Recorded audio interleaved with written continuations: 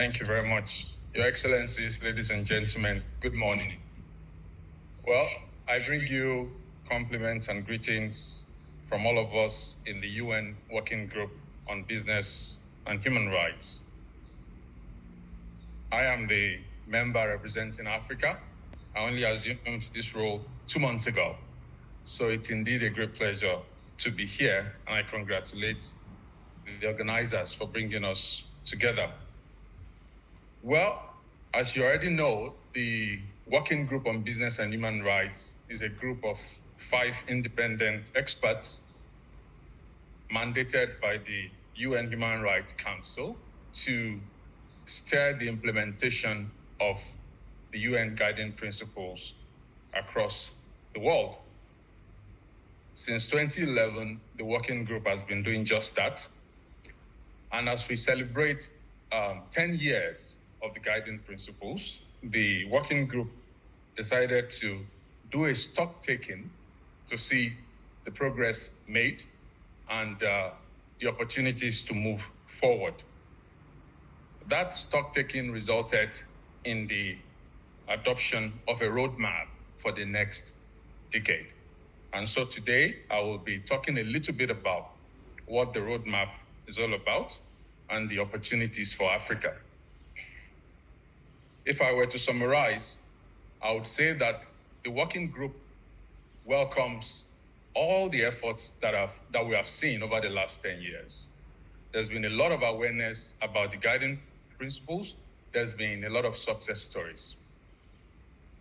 Looking forward for the next 10 years, the working group is hoping to see 3 things. 1, greater coherence in the activities. We see a number of initiatives coming up at national, regional, sub-regional levels. We want to be sure that those efforts align with the authoritative statement in the UN guiding principles.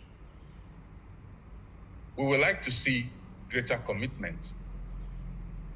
His Excellency Gilmore mentioned that there are about 45 countries that now have their own national action plans.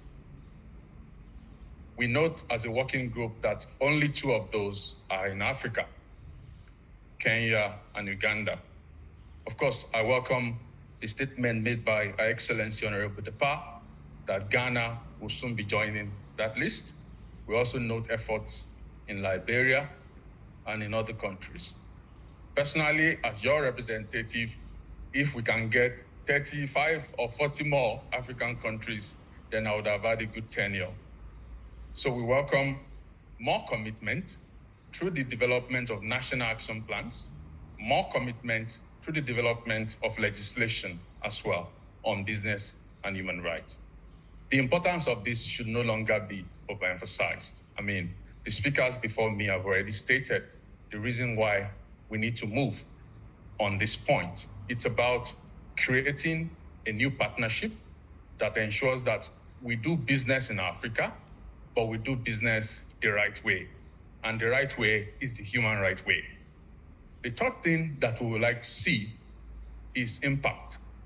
We would like to see action plans that are developed, translated to real human development at local levels. We like to see these rising norms resulting in better labor standards, better human rights conditions, more role for women in executive boards, gender justice, child protection.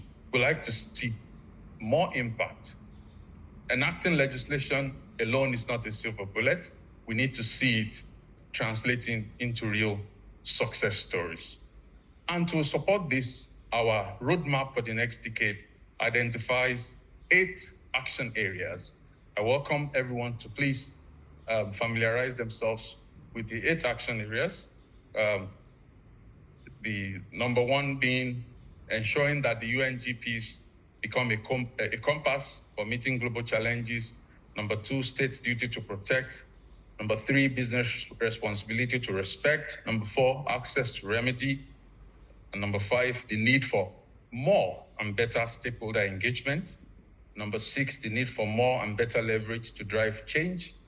Number 7, the need for tracking of progress. And number 8, the need for more international cooperation. The event we're having today and tomorrow is a sign of that international cooperation, and we would like to see more of that.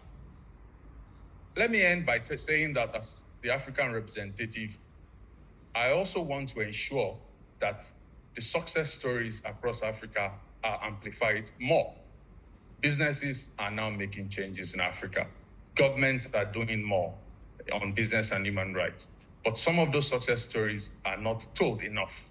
And I would like to learn more about those success stories so that we can amplify your success story and so that Africa can also show its own flavor of advancing the business and human rights agenda. I thank you very much.